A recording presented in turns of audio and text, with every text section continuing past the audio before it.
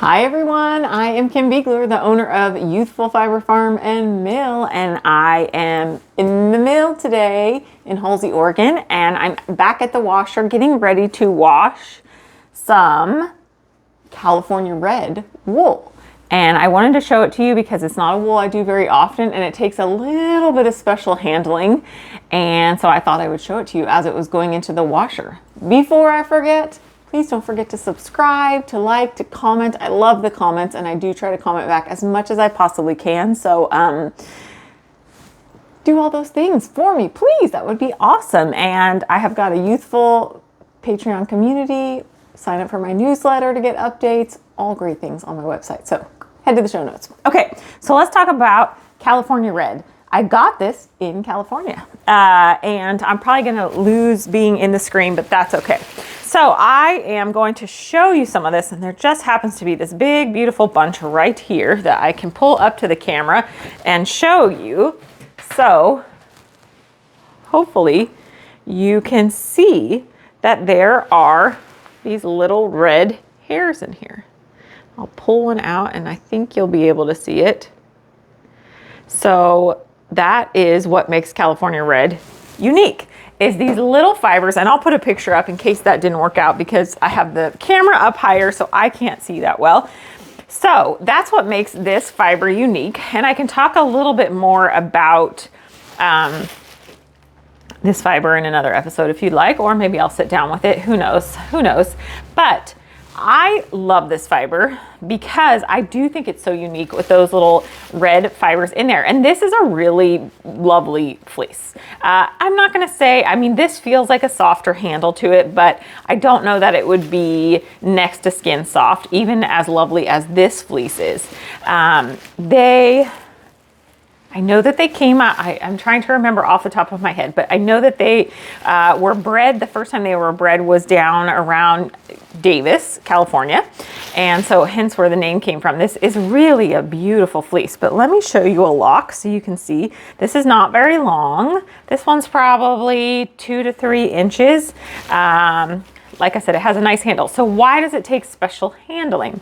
Those little red hairs. Those little red hairs will be everywhere if I don't manage it a bit. It's kind of like when I do pygora or anything with guard hairs.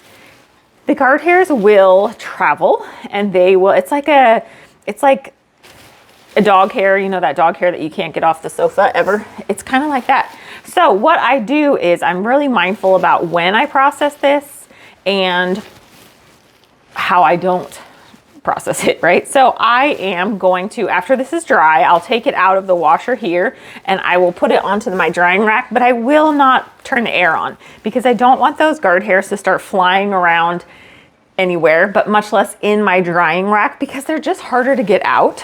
I also will do this way towards the end. Once I get it processed, I will, if I decide to pick it with my machine, I'll do it and then I will do a thorough vacuum out. Like I'll use a little air compressor to blow everything out of the picker itself, and then I will do that like 17 times to ensure that I'm getting all those little guard hairs out.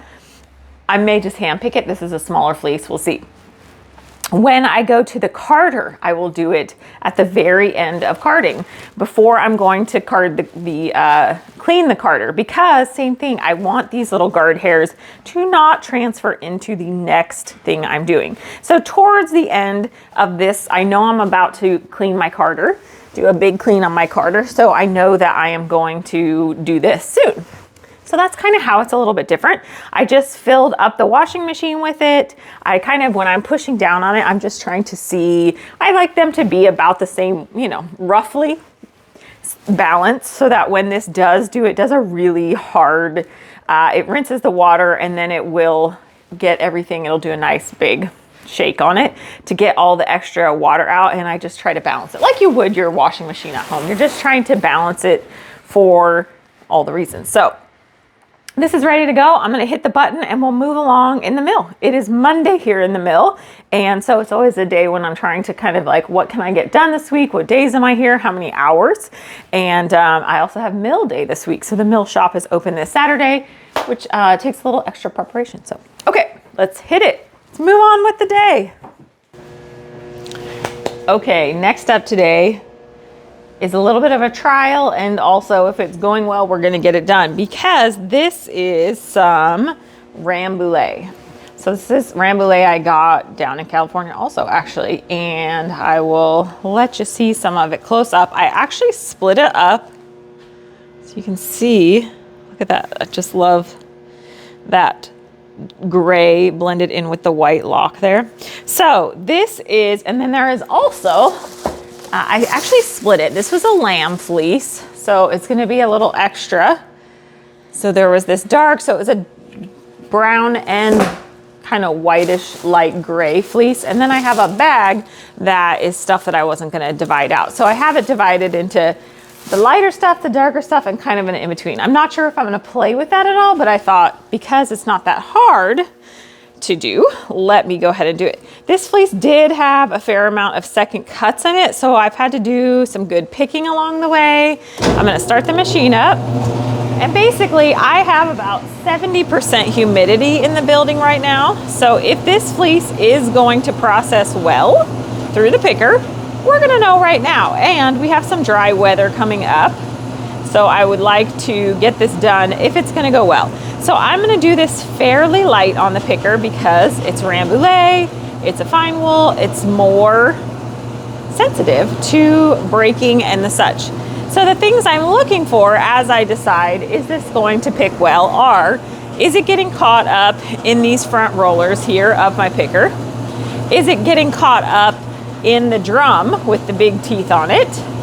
And then finally, how does it look out the other end, and is it staticking? Now, it shouldn't be staticking because it's so humid in here, but we'll check on all those things. So I'm gonna get a little bit going here.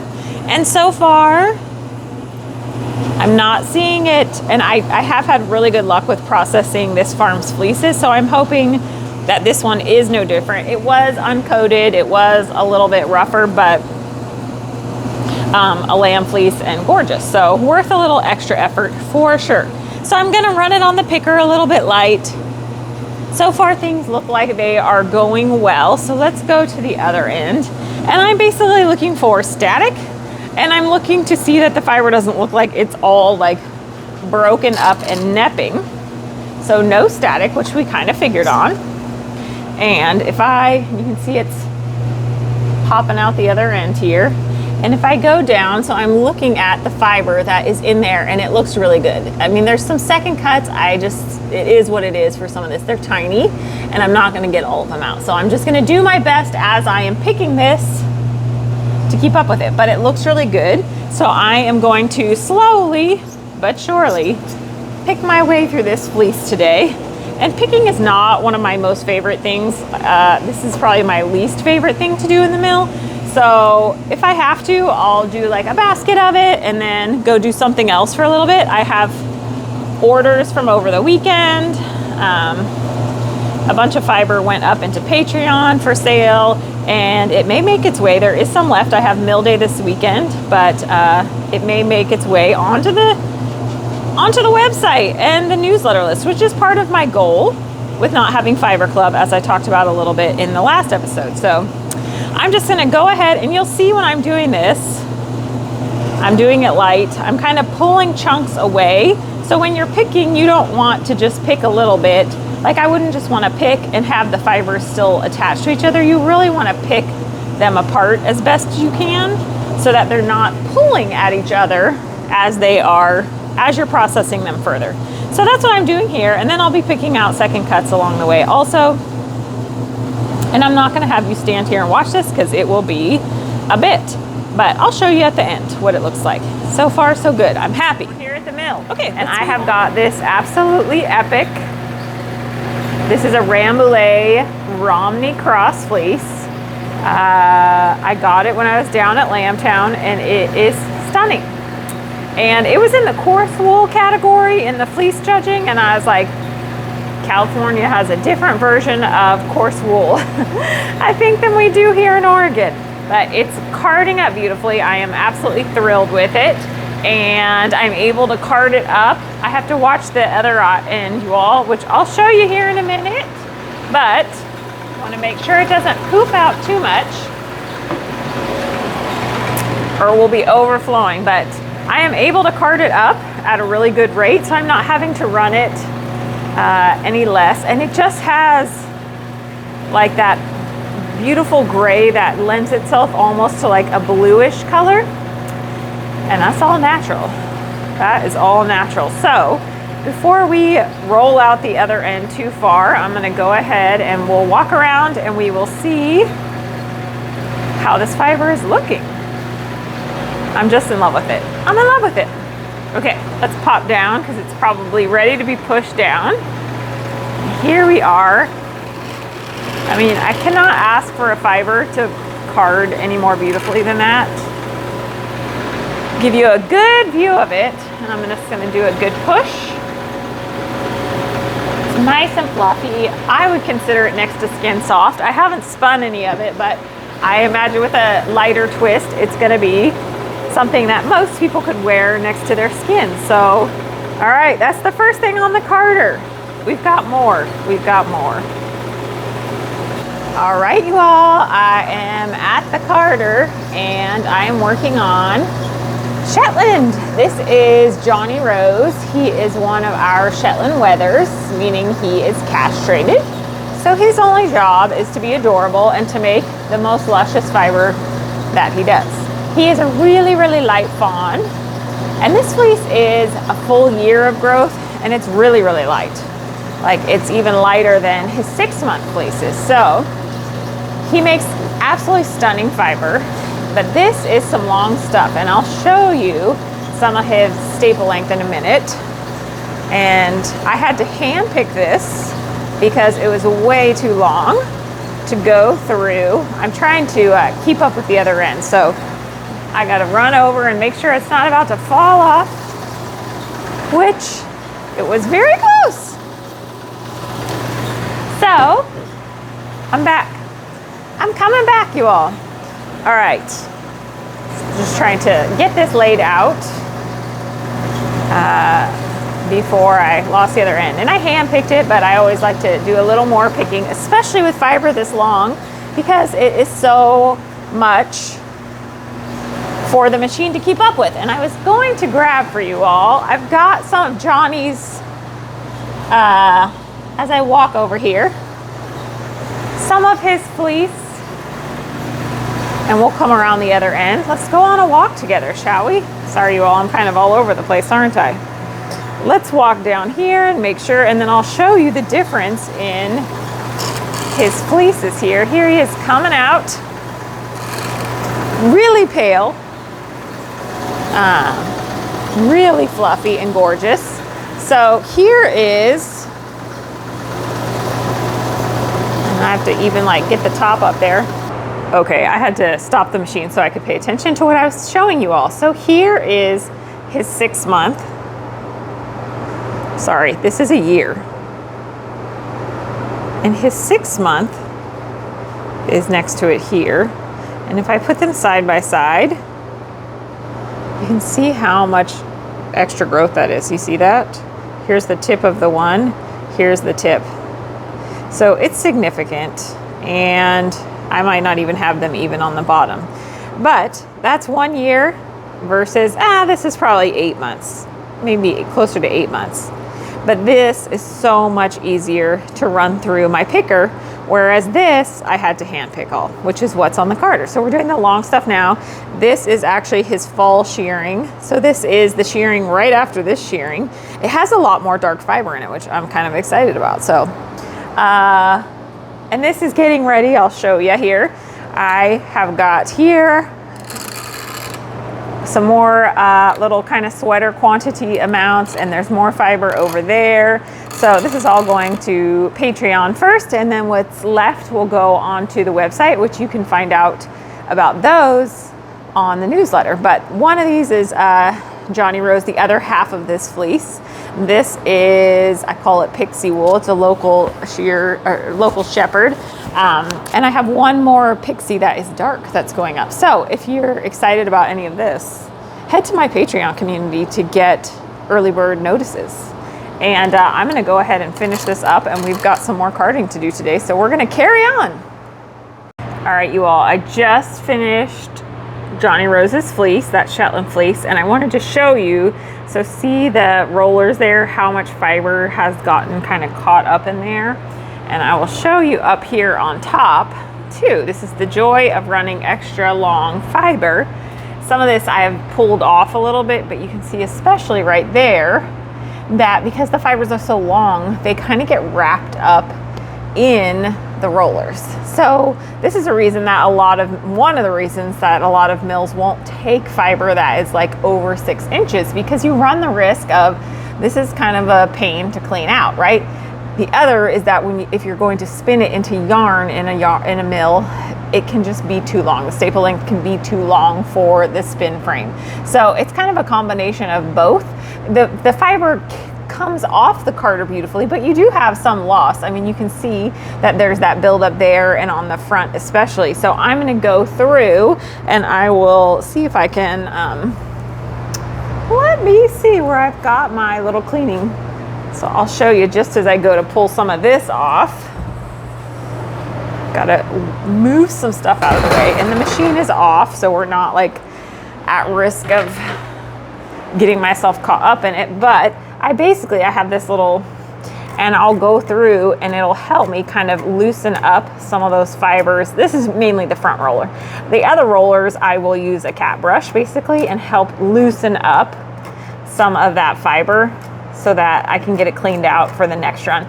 You know, I don't have to do like a full clean on the machine for the next fiber going through.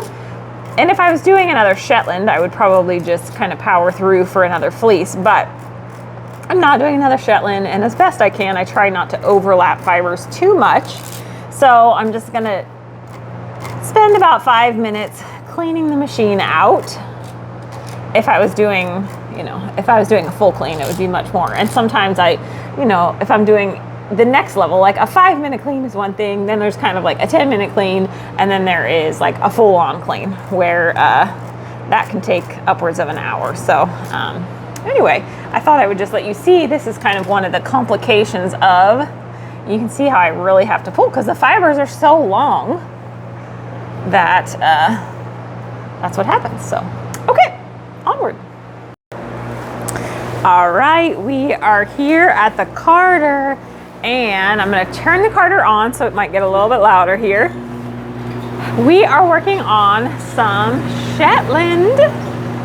This is some of our Shetland from the most recent shearing. So if you watched the video just like a month ago maybe, we did a fall shearing, and that's what I have got on the carder today. And in comparison to earlier in the episode, we did Johnny Rose's fleece from spring, and that was a full year growth.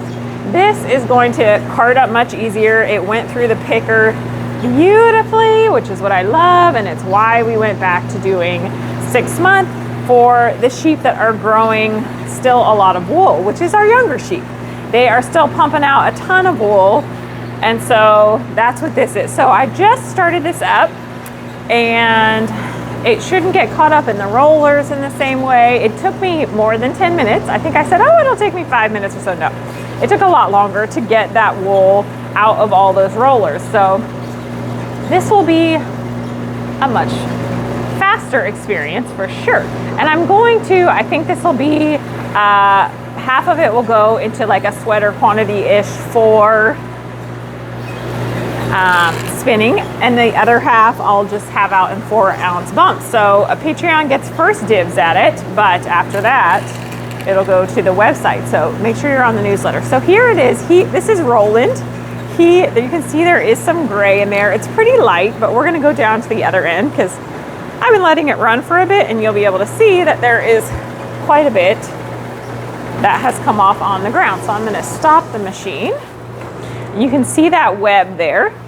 I'm gonna grab that chunk of the web, and the rest of this we will just toss back in for carding. And there's a smidge of the last fleece I did because I was running this and forgot to pick it up off the ground. So we'll pull a little bit of that out. It's a darker color. And I was cleaning off the carder and didn't clean the ground up. So, okay, let me go ahead and we'll get this started.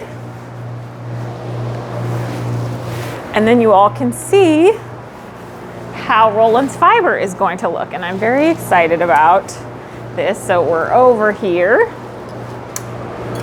And I am going to set up. So I'm setting up so that we get roving, right? I am going to be making some bats here pretty soon, so that will be fun. So I'm just pulling this little metal wire that has a hook on it, letting it run all the way through the roving deck so that the wool has a way. And it has a little, sorry you all if I'm, it has a little hook on the end, which is what I connect the fiber to so that it will, this little hook will then pull the fiber, the beginning of the fiber, through the roving deck. So I'm gonna finish setting it up and then we'll get it going. All right, so here we go. Sometimes it slips off the hook, but it looks like it's going to come through just fine. And there is our roving coming out. It looks beautiful. Oh, Roland, you did a good job. And I'm gonna put it in a bucket here so it collects.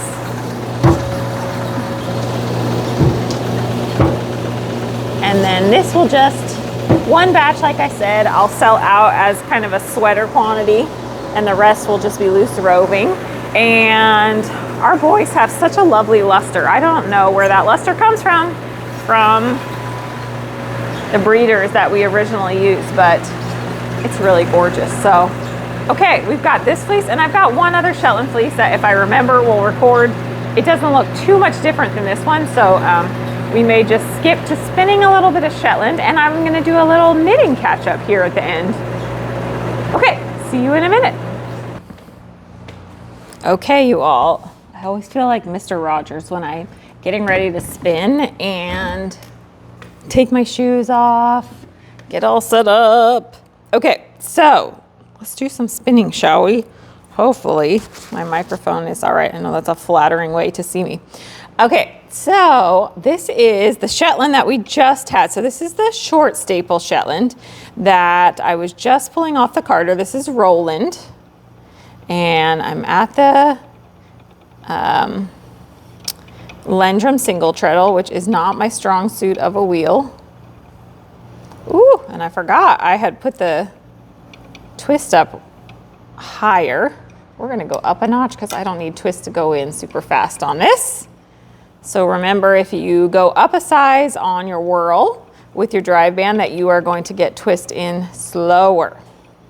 So I love to spin Shetland long draw.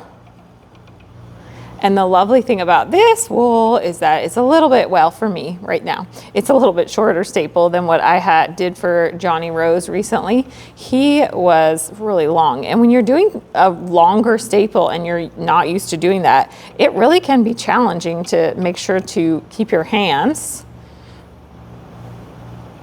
far enough apart. And also, if you're doing long draw, to make sure you stay ahead of that twist, because when you're doing long draw, you really have to stay ahead of the twist to be able to draft. And with a long staple, it makes it harder to stay ahead of that twist, right? It's part of why when I started on the support spindle, I was having issues, is that I could not stay ahead of the twist with a longer staple fiber. So anyway, this is Roland. He's spinning up beautifully. Y'all, I could spin Shetland like all day long. I just love it. And I think it's so versatile. I think sometimes people think it's going to be really coarse, and there certainly is some coarse Shetland out there, but this Shetland is really beautiful. And as we know, let me move this here. Not all yarn has to be next to Skin Soft, because you can make all sorts of different items.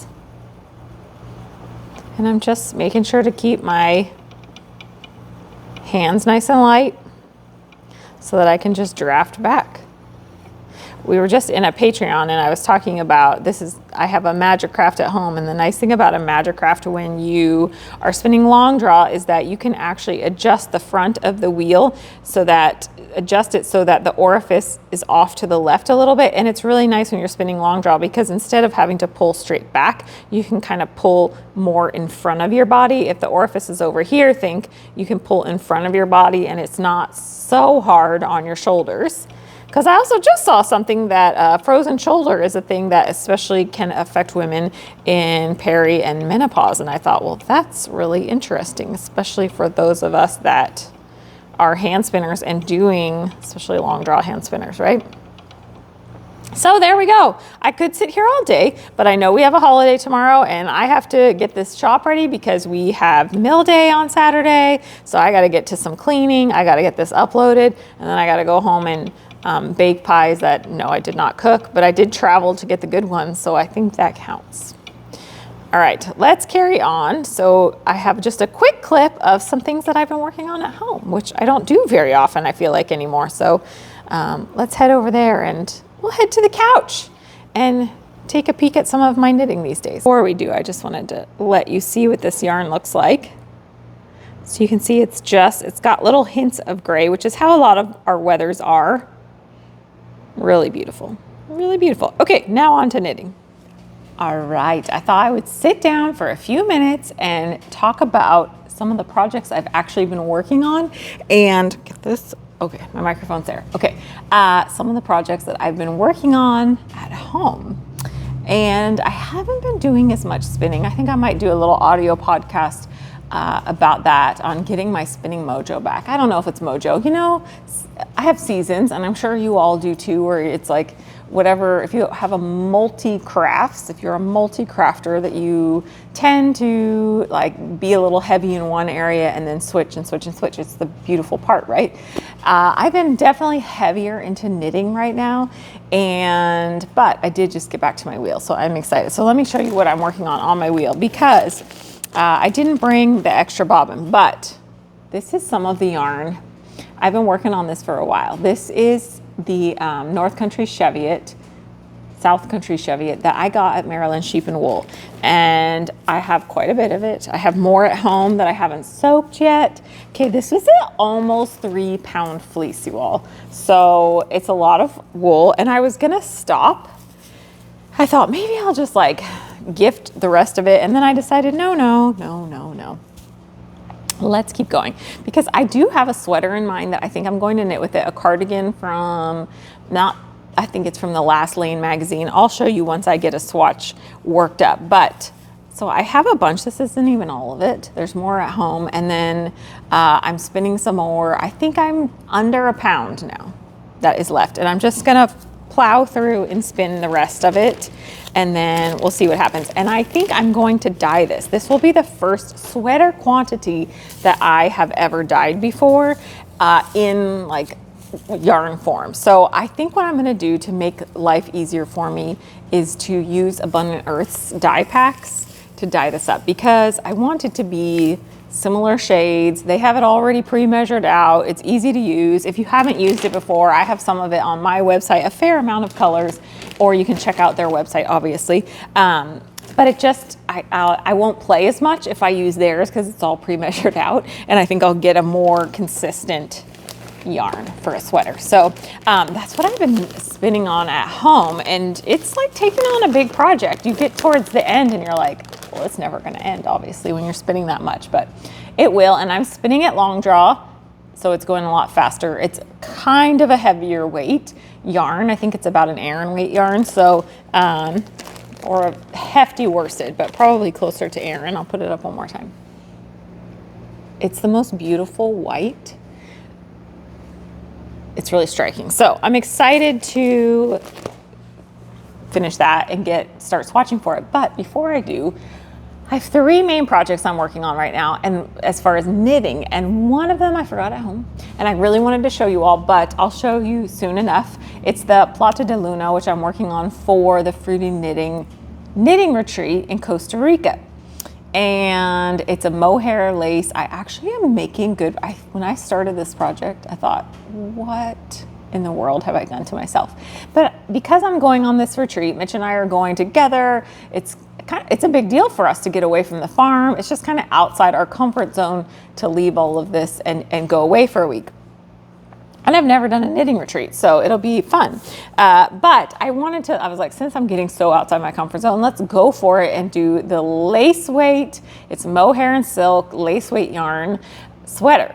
and I am in love with it. Once I figured out the needles that I felt comfortable with, I've just been flying on it, and I'm over halfway done. And I think I'm gonna do short sleeves with it, but maybe the next time I sit down, I will show it to you. I'm really happy with it. And I'm really glad that I went outside my comfort zone. Even recently I had to rip back like 1.5 inches. Still happy that I'm doing it. But let me show you something else that I haven't shown you in a while, and because I had to rip back, and I just I think when I was on a girls' weekend with my two bestie friends from high school, and I had picked this up right, you know, when you go on a trip and you're like, well, I have enough to make, I better take one more thing. Well, I did have enough, so I had ripped this out. I had done the front and the back bottom. I had ripped it out because I thought it was too big. And then I started it again, and then I put it away. And I picked it up before I left, and I was like, oh my gosh, I had already finished the front and the back bottom ribbing. So I quickly put it together. You know, I sewed it in the round together. I wish I would have, well, you'll still be able to see just fine. Okay. Thought I had just dropped it off all of its stitches, but here is this other project that I'm working on. Finally, I have wanted to knit this forever. So let me just show it to you like this. I'm using Ewetopia's yarn. I am so happy with how it's turning out. I love the color. Now let me show you what it's gonna be. Here, if you all remember this, if you've been watching long enough, I honestly have had this in my list of things to do. It probably says here when this article came out, 2018. And this is from Interweave 2018.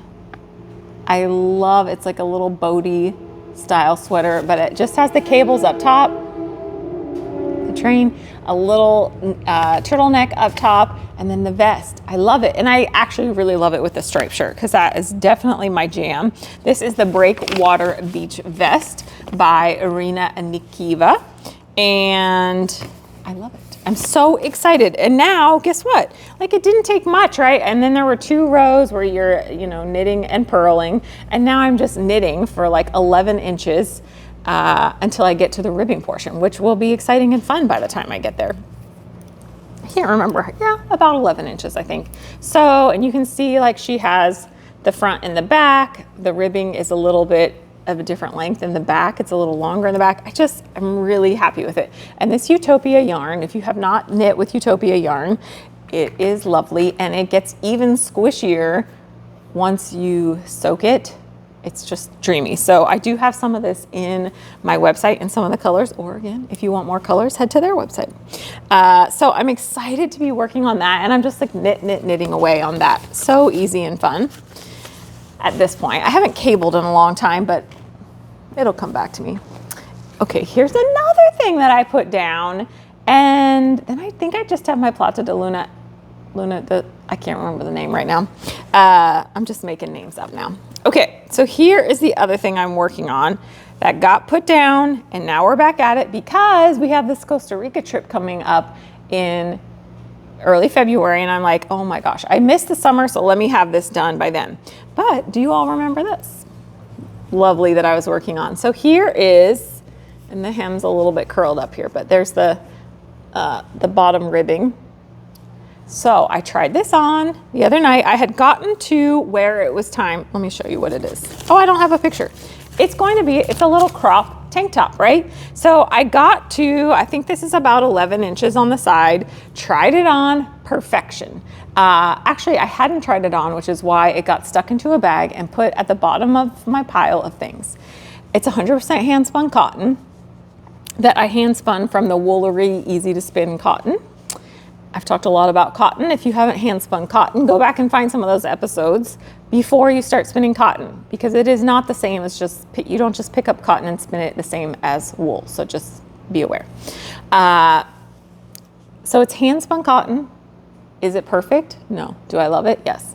And so I had knit the whole body, right? You're knitting from the bottom up. I knit the whole body and then stuck it in the bag because I was like, I should probably try it on, make sure, I mean, if it doesn't fit by this point, we're just going for it anyway, but make sure that it's long enough because I do have a bit of a longer torso. So I did that. It fits perfect, you all. It fits perfect. And now here we are starting to do the little triangle cups. And she has it, the front and the back is just little triangles. So we're just, here you go, you can see my triangle. So there's my coverage.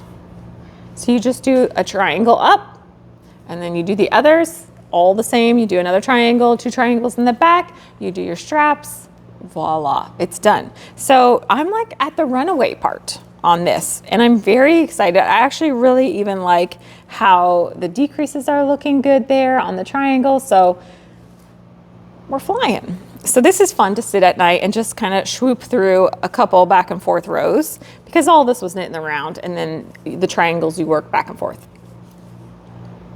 And this is the, you'd think I would remember it because it's like the easiest. I hope I have it. It's literally like Easy Tea. I don't know what it's called. I do not remember, so I'm gonna go ahead and find it, and I'll put it up here so you can read it.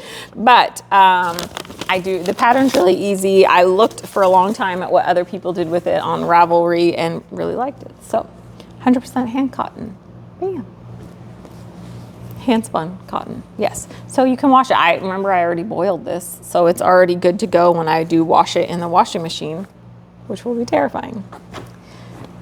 Okay, those are the things that I have been working on. I should mention this sweater if you happen to notice it. I don't know if you can see. Let me pull up a little bit here so you can see it. I did not knit this. A lot of times the sweaters that I'm wearing in these videos are not hand knit because I don't want to ruin them at work. Although I realize that I'm not wearing my sweaters enough. Okay, back to this sweater before I finish that story. This is a knit by Brittany, who brought this into Mill Day, and she had knit it herself and she just didn't like how it fit on her. And I am always like, I'll wear it. So I grabbed it up. Look at the beautiful, oops, sorry, buttons on it. And then she put a little bit of alpaca in the collar band here, so it would be a little less itchy. I, of course, don't know the name of this, so I'm gonna message her and get the name of this pattern, and I will send it to you, and the yarn that she used, which is so beautiful. It's very woolly and it's beautiful. And I actually don't have a problem with it touching me, but some people are more sensitive. So what I was trying to say was, Brittany, thank you. First off, I love it. I wear it all the time. And that can be evidenced by the amount of fiber attached to it. I realize that a lot of my hand knit sweaters I'm not wearing because I'm so worried about ruining them, and it's kind of crazy. Now, first off, a couple of them are white, so wearing them here at the mill is a little more touch and go. But I realize now that I'm not spinning fiber, I'm not so prone to potentially getting oils and stuff on the sweaters. And even at home though, like I'm cold and I'm wearing this stupid synthetic top because I am like, oh, I don't want to mess that sweater up. I don't want to wear it too much, which is crazy. So you know what? Now I'm wearing them. And guess what? I'm warm. Like you don't have to, my point being, you don't have to make these things and then only wear them on special occasions or only wear them when you're going out to dinner or such and such. Like I wear them around the house, and you know what? They bring me just as much joy wearing them around the house. And when I pass a mirror, I'm like, yeah, I did that. So I don't know, try it. If you're like me and you're just like finding yourself putting your hand, it's not to the side, but just like, I should only wear this then, try wearing them at home. Or, you know, if you go to work, that's a little bit easier, right? But just maybe try to wear them more around, because I promise you'll love it. And you can knit more, right? Okay, I think that is it for today. So I hope you all have a wonderful holiday. If you are here in the States, if you're elsewhere, just have a wonderful day, right? And until next week, be kind to everybody around you. Stay healthy, and make so many pretty things. Thank you so much for watching. Don't forget to subscribe. Maybe head to my website and get on my newsletter, or head to the Patreon Youthful page. All right, thank you so much. Take care.